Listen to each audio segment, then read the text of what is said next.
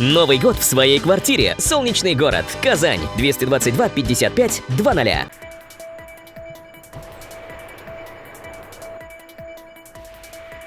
Зимой проживаем, не знаю, нету, воду таскаем, туалет урамда. Потолок обваливается, печку топить страшно, туалет на улице. В таких условиях Наиля Рахманкулова живет 45 лет. Барак достался мужу, как сотруднику завода «Мостотряд». В 2011 году жилье переходит в найм. Изянер тоже мандадара, там по телевизорам, крысы бегают. Так и возможности нету. Как жить, не знаю даже. И таких домов по улице Мостотряд 3-9. Уже в ближайшее время они отметят свой золотой юбилей. На юбилее, как обычно, без чая не обойтись. Воду на протяжении года жители берут вот на этой колонке. Если юбилей совпадет с зимой, то она может просто-напросто застыть. Куда только не обращались жители с просьбой о переселении. Возможности купить новое жилье у них не было. Приезжали, ремонтировали, а толку ремонтировать, если все постоянно как дождик, так и дома дождик.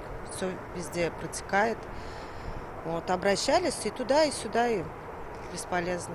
Может, Бог барин, может, слышит, Аллах берса, может, ждем квартиру, может, дай Бог квартиру дадут. Охота жить, конечно, в квартире. Очень даже хочу. Сейчас эти дома попали в программу расселения из аварийного фонда. Принята она с этого года и рассчитана на 6 лет. В нее вошли 51 дом, которые признаны аварийными до 2017 года. К сожалению, и после этого, как сказал Марсель Мансурович, мы не сможем поднять флаг победы над программой аварийного жилого фонда. С 2017 года еще появились по новым требованиям федерального законодательства, по новым нормативам еще 45 домов. Условия таковы. Аварийщикам предоставляют жилье по схеме метр за метр. За них доплачивать не придется. Мы предоставляем новое благоустроенное жилье площадью не менее, чем ранее занимаемое, и также совпадающее по количеству комнат. Скорее всего, аварийщики отпразднуют новоселье